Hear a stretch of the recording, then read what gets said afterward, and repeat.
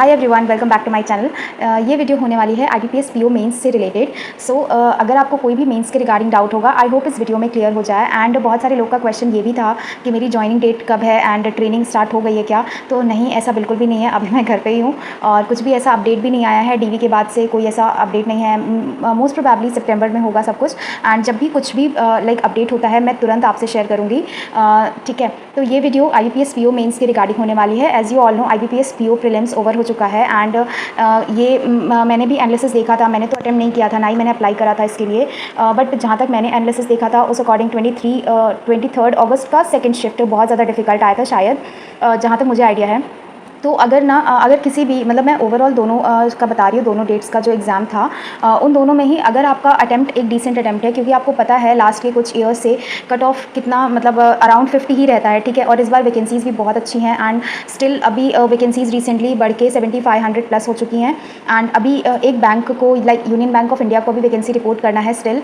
तो अच्छी खासी वैकेंसी है एंड अच्छी अपॉर्चुनिटी है आप सभी के लिए। तो IBPS PO मेंस के रिगार्डिंग मेरा भी जो थोड़ा बहुत एक्सपीरियंस है, मैं उसके रिगार्डिंग आपको बताऊँगी कैसे कैसे क्या क्या अप्रोच करना है। एंड ये मैं एक ऐसे लाइक एक एवरेज स्टूडेंट की तरह ट्रीट करूँगी। बहुत ज़्यादा वीक नहीं, बहुत ज़्यादा स्ट्रॉन्ग नहीं, क्योंकि स्ट्रॉन्ग वाला तो ऑलरेडी सब कुछ कवर कर लेता है, उसको ज़रूरत नहीं रहती गाइडेंस की। तो एक एवरेज स्टूडेंट का रहता है ना, फ्लक्चुएशन इधर से उधर लगा रहता है। ठीक है, तो मैं अपने एक्सपीरियंस के बेसिस पे जो भी ऐसा पॉसिबल। अगर आपका कोई भी डाउट हो ना, तो आप मुझसे यूट्यूब कमेंट सेक्शन में, Telegram channel, Instagram and email के थ्रू मुझसे पूछ सकते हो। ईमेल पे मैं बहुत ज़्यादा रेयरली रिप्लाई कर पाती हूँ, अदरवाइज़ टेलीग्राम, इंस्टाग्राम पे आपको तुरंत रिप्लाइज देखने को मिल जाएंगे। तो आपका अगर कोई भी डाउट है रिगार्डिंग एनीथिंग तो आप मुझसे वहाँ पे कनेक्ट कर सकते हो। IBPS PO प्रीलिम्स का एग्ज़ाम खत्म हो चुका है। एग्ज़ाम लाइक टोटल 8 शिफ्ट्स थी और जो शिफ्ट डिफ़िकल्ट थी उसमें नॉर्मलाइजेशन भी होगा। सो डोंट वरी, जिनके अटेम्प्ट्स किसी शिफ्ट में कम रह गए हैं, मैं आपकी मोटिवेशन के लिए बता देती हूँ। आपको पता है RRB PO last year RRB PO prelims का थर्ड शिफ्ट बहुत ज़्यादा टफ आई थी। आप टफ इन द सेंस जो गाइडली के जो हार्ड लेवल के मॉक टेस्ट रहते ना उस अकॉर्डिंग आई थी। एंड मेरे ना अटेम्प्ट्स काफ़ी कम थे, 51 अटेम्प्ट्स था आई गेस। एंड उसमें से भी 2-3 गलत थे मेरे। एंड इन दैट मेरे मार्क्स अराउंड 10 मार्क्स मेरे इंक्रीज़ हुए थे। तो नॉर्मलाइजेशन होता है और अच्छा होता है। तो अगर आपका सच में बहुत ज़्यादा शिफ्ट टफ आया है तो डोंट वरी। अगर आपके अटेम्प्ट्स 45 या मतलब और भी कम है किसी शिफ्ट में, हार्ड शिफ्ट में, तो आपका नॉर्मलाइजेशन हो जाएगा। एंड आपको पता है IBPS PO की प्रीलिम्स की जो कट ऑफ होती है वो अराउंड 52 तक, ऐसे 50 ही रहती है मोस्टली। ठीक है, बस एक I think last to last year 2023 की कट ऑफ गई थी 54-55। बट पेपर का जो लेवल था वो ईजी था। तो रिज़ल्ट का वेट मत करना, क्योंकि रिज़ल्ट आपके 1 वीक के पहले आएगा। मेंस का एग्ज़ाम आपका 4 अक्टूबर को है, IBPS PO मेंस का। और एंड रिज़ल्ट उसके 1 वीक या फिर 10 डेज़ पहले आने वाला है। तो आपको प्रॉपर टाइम नहीं मिल पाएगा प्रिपरेशन के लिए। तो इसलिए आपको अभी से स्टार्ट करना होगा प्रिपरेशन। एंड तो मैं इसमें सारे सब्जेक्ट्स कवर कर दूँगी कि मैंने कैसे कैसे किया था। मैं ये अपने एक्सपीरियंस से बताने की कोशिश करूँगी। अब बढ़ते हैं IBPS PO मेंस की तरफ। इसमें मैं पहले पेपर पैटर्न डिस्कस करूँगी। So let's start this video. As you know ना, SBI PO मेंस का भी एग्ज़ाम आने वाला है, सितंबर में ही हो जाएगा।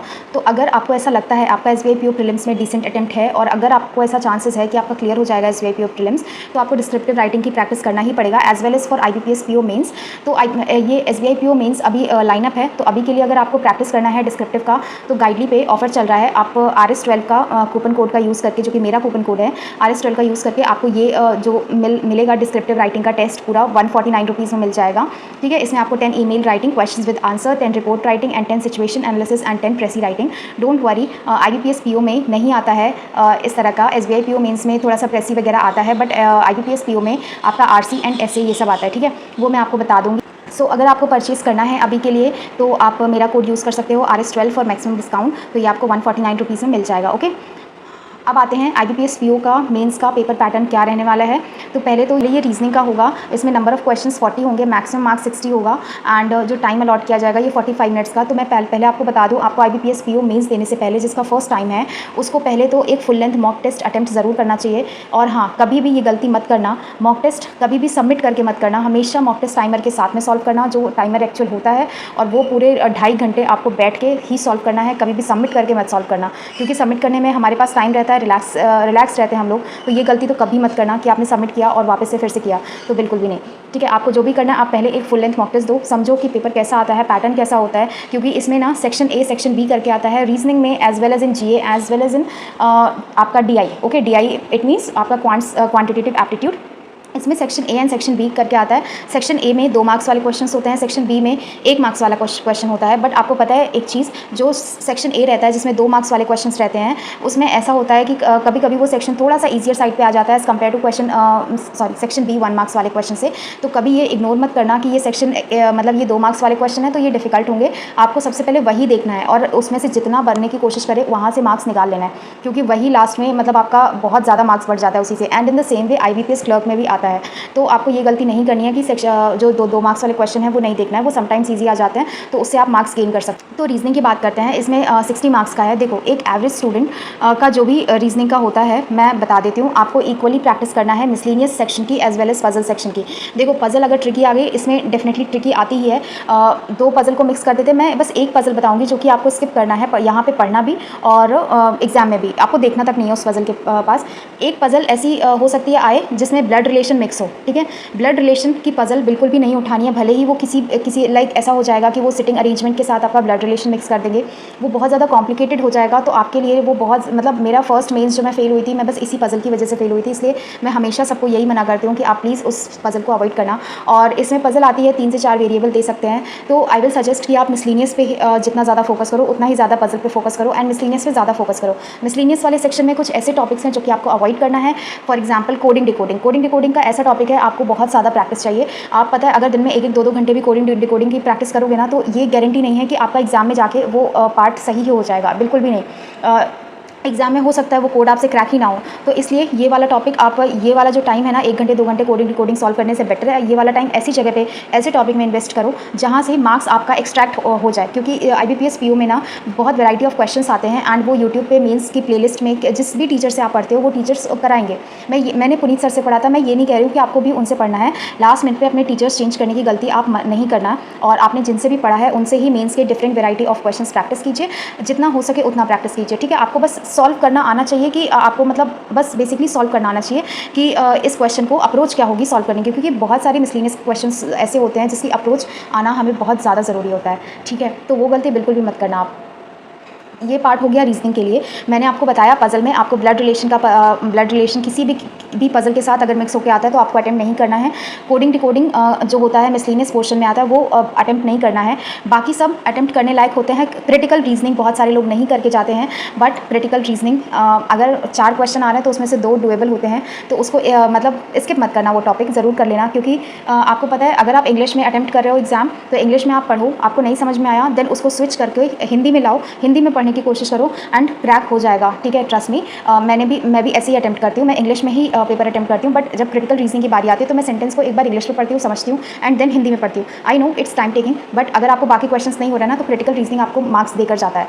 तो इसलिए आपको मिसलेनियस में बस आपको कोडिंग डिकोडिंग हटाना है एंड पजल में आपको ब्लड रिलेशन वाली पजल स्किप करना है। इनफैक्ट प्रैक्टिस भी मत करो आप, ठीक है, उसकी बस आप अच्छे से बाकी पजल्स की प्रैक्टिस करो विद 3 से 4 वेरिएबल वाला, और उसके बाद वेकेंट वाला, ठीक है, वेकेंट वाला आप प्रैक्टिस कर सकते हो। और उसके बाद में क्या कहते हैं मिसलेनियस का पोर्शन कोई भी टॉपिक स्किप मत करना है एक्सेप्ट कोडिंग डिकोडिंग। बाकी सब मशीन इनपुट वगैरह के एक सेट पैटर्न होता है, आप उसको अच्छे से प्रैक्टिस करोगे तो मशीन इनपुट भी क्रैक हो जाता है कभी कभी। रीजनिंग में आप ट्राई करना 20+ मार्क्स ला सको, मतलब 20 to 25 के रेंज में आपका रहे मार्क्स, और ये विथ प्रैक्टिस डेफिनेटली बन जाएगा, ठीक है। एंड इसमें जीए की बात करें, जीए के लिए ऑलरेडी मैंने आपको स्ट्रेटजी शेयर की है, एक नहीं 2 वीडियो में शेयर किया है मैंने, तो आई होप आपने देख लिया होगा। अगर आपने नहीं देखा है तो आप देख सकते हो, मैं आपको दिखा देती हूँ कहाँ पर मिलेगा ये।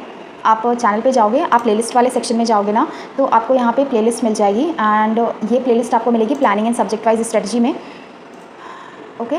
तो यहाँ पे ना सब पूरा लाइक गिवन है, सारी जितना भी आपका डाउट हो सकता है ना इसमें सारा कुछ गिवन है।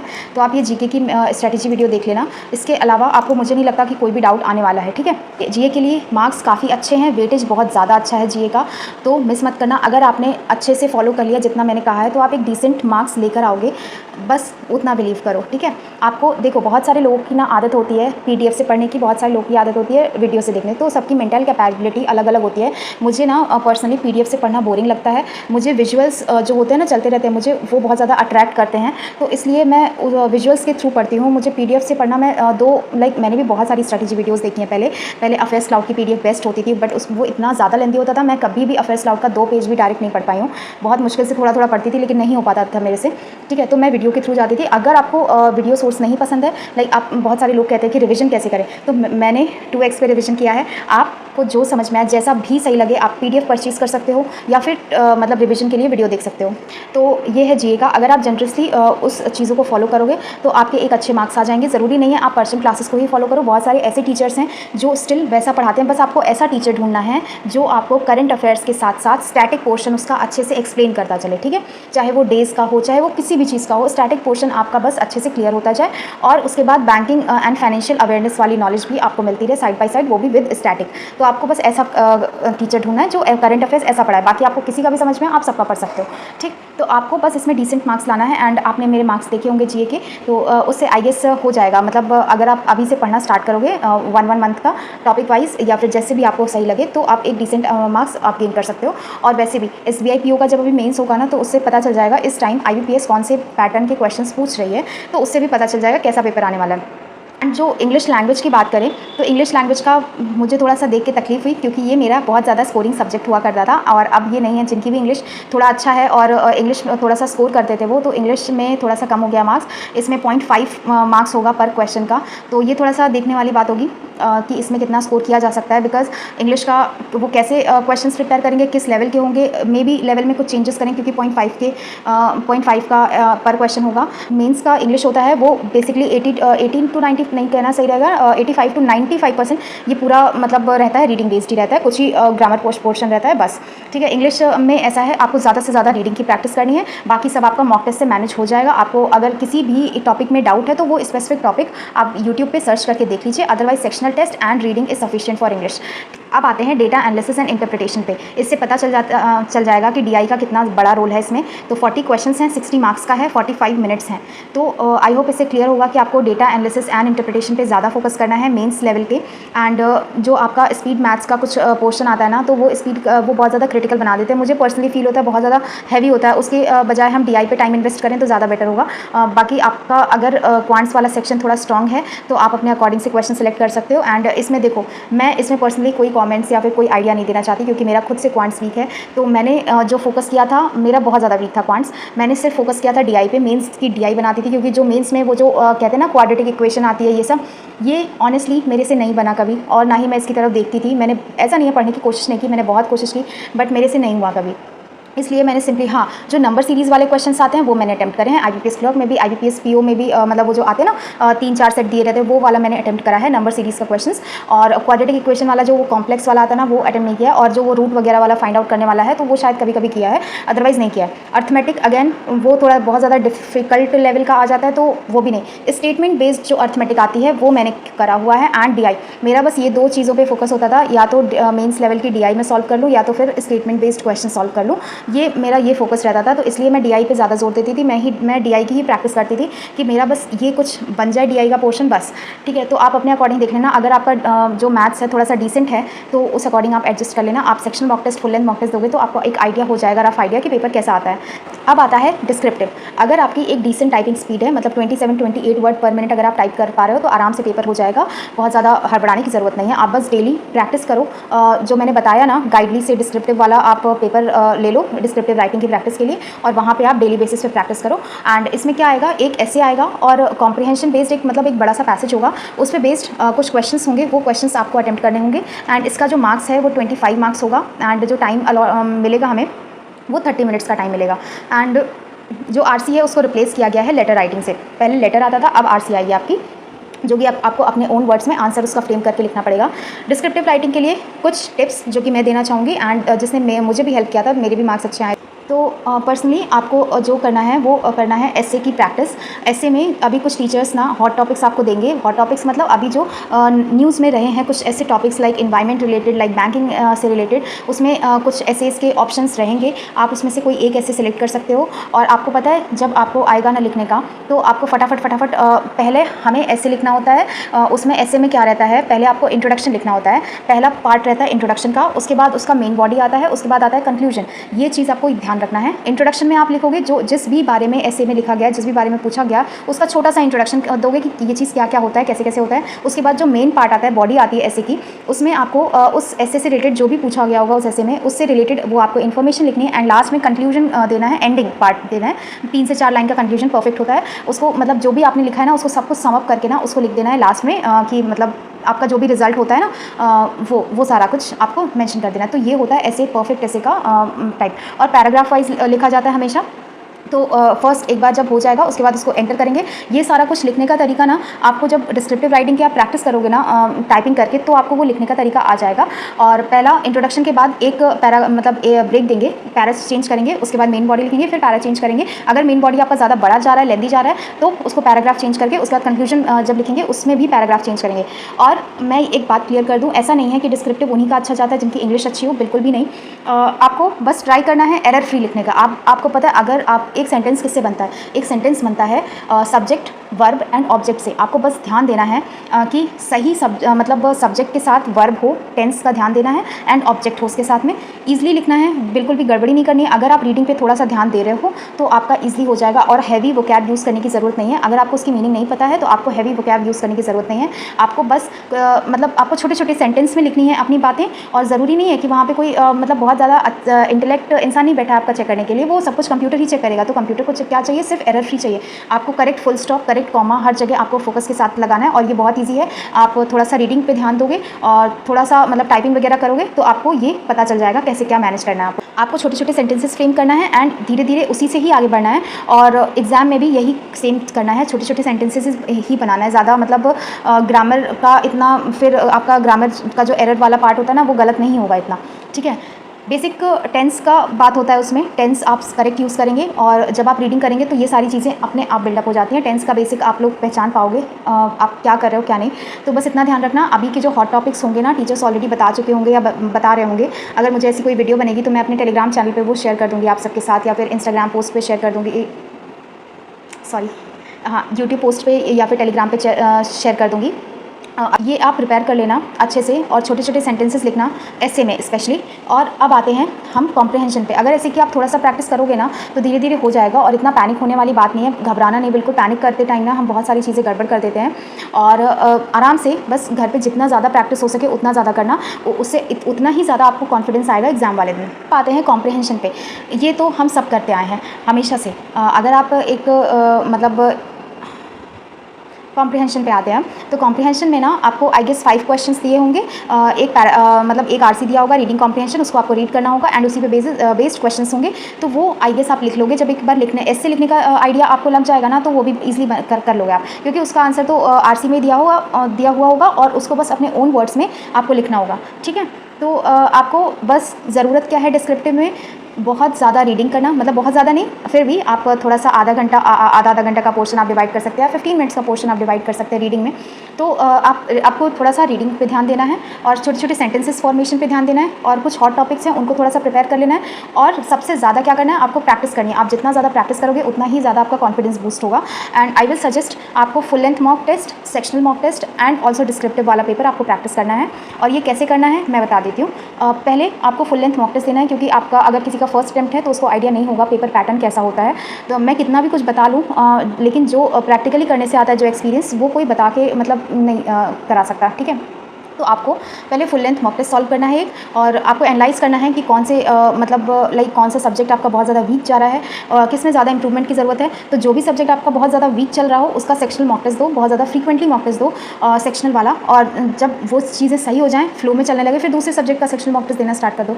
तो ऐसे ऐसे करके आपको खुद का बैलेंस आउट करना है कि क्या कैसे मतलब आप अपने टाइम के अकॉर्डिंग डिवाइड कर सकते हो। उसके बाद वीक में कोशिश करना 3 मॉक टेस्ट फुल लेंथ वाले आप दे लो, और प्लस डेली बेसिस पे आप डिस्क्रिप्टिव राइटिंग की प्रैक्टिस करो डेली बेसिस पे। ओके, तो ये था मेरे टाइप से कुछ टिप्स एंड ट्रिक्स जो कि मैंने आपसे शेयर करी हैं। रीजनिंग का मुझे थोड़ा सा ज़्यादा अच्छे से पता था, वो मैंने आपको बताया। जीए का मैं ऑलरेडी बता चुकी हूँ आपको 2 वीडियो में। अगर आपने नहीं देखा है तो मैंने बता दिया कहाँ से मिलेगा, वो आप देख लीजिएगा। एंड इंग्लिश का अगेन रीडिंग बेस्ड ही है सब कुछ। आप जितना ज़्यादा मॉक टेस्ट दोगे, जितना ज़्यादा प्रैक्टिस करोगे उसी पे है। एंड क्वांट्स का मैं थोड़ा सा बता नहीं सकती, तो आप देख लेना। मैंने मेंस टीआई पे स्पेसिफिकली फोकस किया था। अगर कोई है जिसका क्वांट्स मेरी तरह है तो मैं सजेस्ट करूँगी आप मेंस टीआई पे फोकस करो और मेंस लेवल के थोड़े से स्टेटमेंट बेस्ड क्वेश्चंस, ये सारी चीज़ें लगा लो और ज़्यादा से ज़्यादा फोकस मेंस टीआई पे करो, ठीक है। क्योंकि डीआई बहुत ज़्यादा इंपॉर्टेंट है एंड अगर वो क्रैक कर लिया आपने तो आपका मतलब पेपर अच्छा चला जाएगा क्वांट्स वाला सेक्शन, ठीक है। और हाँ, बहुत सारे लोगों को डाउट होता है ना, रीजनिंग एंड कंप्यूटर एप्टीट्यूड लिखा होता है तो कंप्यूटर नहीं आता उसमें, कंप्यूटर पढ़ने की ज़रूरत नहीं है। कंप्यूटर एप्टीट्यूड लिखा होता है बेसिकली जो मशीन इनपुट कोडिंग डिकोडिंग वाले क्वेश्चंस होते हैं ना उनके लिए। तो कोडिंग डिकोडिंग आपको टॉपिक स्किप करना है, मशीन इनपुट आपको करना है। अगर आपसे उस टाइम पे क्रैक हो गया, अगले 2-3 मिनट देना, क्रैक हो गया तो ठीक है, नहीं तो स्किप कर देना। किसी भी चीज़ पे इतना ज़्यादा टाइम देने की ज़रूरत नहीं है, क्योंकि टाइम हमारे पास लिमिटेड होता है। Mains is about patience and question selection. अगर आपका क्वेश्चन सिलेक्शन अच्छा हो जाता है और आपका पेशेंस लेवल होता है, अगर आपको किसी क्वेश्चन में 5 मिनट लगा, अगर 1 मिनट एक्स्ट्रा और दे के आपका वो पूरा क्वेश्चन सॉल्व हो रहा है, मतलब फिर फ़र्क नहीं पड़ता, आपको पूरा प्रॉपर उसको सॉल्व करना ही करना है। तो मुझे जितने तक आइडिया रहेगा वो मैं आपसे शेयर करूँगी, ठीक है। और 1-2 दिन में वीडियो आएगी कि आपको कैसे बैलेंस करना है prelims exam as well as mains exam, and specially for SBI clerk prelims, ठीक है। क्योंकि एसबीआई क्लर्क प्रीलिम्स जहाँ तक है शायद पहले होगा, मुझे एग्जैक्ट डेट तो नहीं पता, बट हाँ शायद पहले होगा। तो वो कैसे मैनेज करना है, मतलब IUPS PO मेंस के साथ कैसे मैनेज करना है, ठीक है। तो अब यही था, आपका जो भी डाउट होगा आप मुझसे पूछ सकते हो, एक्स्ट्रा में जो भी होगा। जितने तक मुझे आइडिया था मैंने अपना एक्सपीरियंस शेयर कर दिया, ठीक है। अब मिलते हैं नेक्स्ट वीडियो में, तब तक के लिए बाय एवरीवन। अगर आपको वीडियो अच्छी लगे तो प्लीज़ लाइक कर देना एंड चैनल को सब्सक्राइब कर देना। एंड एक और चीज़, पता है, अपने दिमाग को थोड़ा सा शांत रखना एंड ज़्यादा टीचर्स स्विच मत करना। जिस टीचर से आप पढ़ते आए हो उन्हीं टीचर्स को पढ़ना, मतलब उन्हीं टीचर्स से पढ़ना, और वीडियो उनकी देखना। PDF आप किसी भी टीचर्स की सॉल्व कर सकते हो, बस बेसिकली आपको अप्रोच अपनी ही फॉलो करनी है। जो जिस अप्रोच से आप आज तक क्वेश्चन सॉल्व करते हो वही अप्रोच फॉलो करनी है। लास्ट मिनट में ये सारी गड़बड़ी मत करना, बहुत ही भटकना नहीं है, क्योंकि अगर आप भटके तो आपका एक और अटैम्प्ट ख़राब चला जाएगा, ठीक है। फिर सेम एग्ज़ाम साइकिल होगी, फिर रिपीट करना होगा, और ये तकलीफ़ मेरे से बढ़ के और मतलब बहुत सारे लोग होंगे जो जानते होंगे, जो ऑलरेडी फेलियर्स हैं, जो मतलब फेल होते ही आ रहे हैं, और जिनका सिलेक्शन हुआ है इतने सारे फेलियर्स के बाद, उनको बहुत अच्छे से पता होगी ये तकलीफ़। एक एग्ज़ाम में फेल होना, फिर से पूरे साल उस एग्ज़ाम को रिपीट करना, ये एक बहुत बड़ा मतलब बोझ होता है दिल पे, ठीक है। तो मेरी साइड से मैंने सब कुछ शेयर कर दिया है, आपको भटकना नहीं है। बहुत सारी वीडियोस आप देख लो, लेकिन करो वही जो आपके टीचर कहते हैं। आप जिन टीचर्स को फॉलो करते आ रहे हो, बस उन्हीं को फॉलो करते आओ, उनसे ही मेंस की प्रैक्टिस करो। मैं मेंस की प्रैक्टिस के लिए बार बार आपको ये कहती हूँ, PDF ज़्यादा सॉल्व करने की ज़रूरत नहीं है, आपको टीचर्स की अप्रोच देखनी है। जिस भी टीचर से आप पढ़ रहे हो उनकी अप्रोच आपको बहुत अच्छे से पता होगी, बस उनका अप्रोच देखना है, मेंस सॉल्व करने का उनका अप्रोच क्या है और आप क्या यूज़ कर रहे हो, उसी अप्रोच के साथ प्रैक्टिस करनी है। एंड आपको प्रैक्टिस अपने मॉक टेस्ट से करनी है एंड देन उसके एनालिसिस से, ठीक है। So that's all in today's video, नहीं तो और ज़्यादा लंबी होती जाएगी। मैंने छोटा सा रखने का कोशिश किया था, बट स्टिल शायद लंबी हो गई है ज़्यादा। तो चलिए ठीक है, मिलते हैं नेक्स्ट वीडियो में, तब तक के लिए bye everyone, thank you so much.